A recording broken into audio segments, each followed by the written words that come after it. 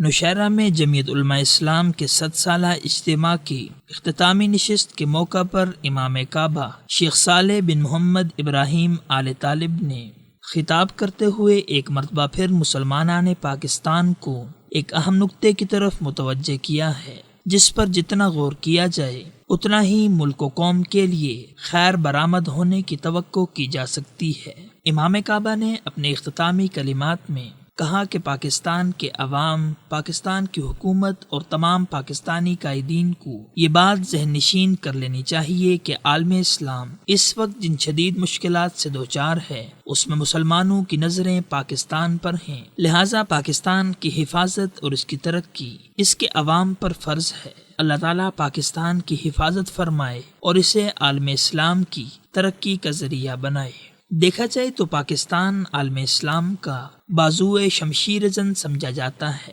جس کی تائید امام کعبہ کے بیانات نے بھی کر دی ہے۔ یقیناً اس کی بنیادی وجہ تو یہی ہے کہ پاکستان دنیا کی واحد ریاست ہے جو کلمہ طیبہ کی بنیاد پر قائم کی گئی، اور اس کے قیام و حصول کے لیے انگنت مسلمانوں نے جان، مال، عزت و آبرو اور کنبہ و خاندان سمیت گھر و جائیداد کی بھی قربانی پیش کی ہے۔ یہ ایسی عظیم الشان اور ناقابل فراموش قربانیاں ہیں جنہیں اسلامی تاریخ میں کبھی بھی فراموش نہیں کیا جا سکتا، اور ان کے مشکبار تذکرے سے اہل پاکستان کو اپنے نظریے اور تحریک آزادی کا بھولا ہوا سبق یاد ہوتا رہتا ہے۔ دوسری جانب اگر دیکھا جائے تو جیسے جیسے وقت آگے کی جانب سرک رہا ہے، ویسے ویسے اسلامی دنیا کی مشکلات اور مسائل میں تنوع، تیزی اور وسعت دیکھنے میں آ رہی ہے، کیونکہ موجودہ صدی کے آغاز پر امریکہ نے عالم اسلام کو تاراج کرنے کے جس سوچے سمجھے منصوبے کا آغاز کیا تھا، وہ اب تمام حشر سامانیوں اور فتنہ خیزیوں کے ساتھ ہمارے سامنے ہے،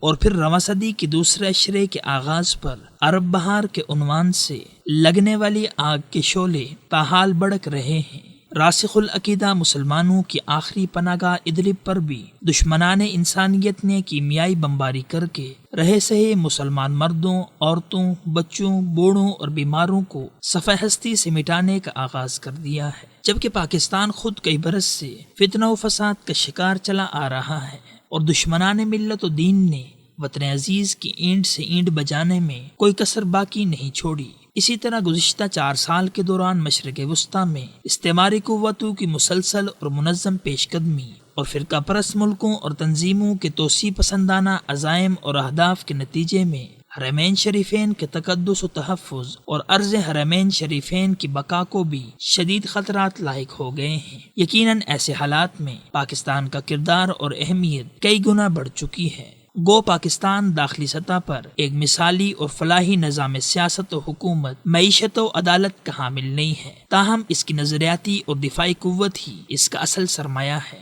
کیونکہ پاکستان کے عوام آج بھی نظریہ پاکستان پر کٹ مرنے کو اپنا اعزاز سمجھتے ہیں، اور اسی نسبت سے وہ عرض حرمین شریفین سے بے لوث محبت و عقیدت رکھتے ہیں۔ علاوہ ازیں وہ ملک کی جغرافیائی سرحدوں کی حفاظت کے لیے اپنی مسلح افواج کے شانہ بشانہ کھڑے ہونے میں بھی فخر گردانتے ہیں۔ پس نظریاتی اور دفاعی فصیلوں کی مضبوطی ہی دنیائے اسلام کی نظریں پاکستان کی طرف بار بار پھیر رہی ہے، جبکہ اس حوالے سے یہ امر بھی خوش آئند ہے کہ سابق سپہ سالار جنرل راحیل شریف نے اسلامی ملکوں کے فوجی اتحاد کی کمان سنبھال لی ہے، جس سے یہ امید ہو چلی ہے کہ جنرل راحیل کے ذریعے اسلامی دنیا کو دفاعی سطح پر درپیش مسائل کے تدارک میں مدد ملے گی اور پاکستان کا وقار و کردار مزید بلند ہوگا۔ تاہم پاکستان کے عوام، حکمران، سیاستدان اور ذرائع ابلاغ سے وابستہ کارکنان سمیت دیگر شعبۂ زندگی سے تعلق رکھنے والے افراد کو عالم اسلام کے وسیع تر مفاد میں خود سے وابستہ نیک توقعات، امیدوں، خواہشات اور آرزوؤں کا ادراک کرنا ہوگا،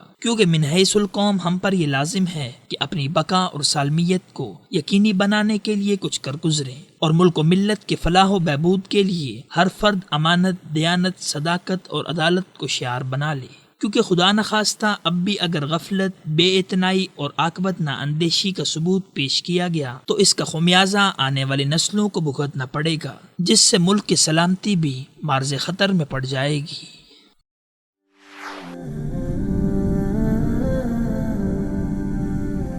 وصال اردو، حق کا راہی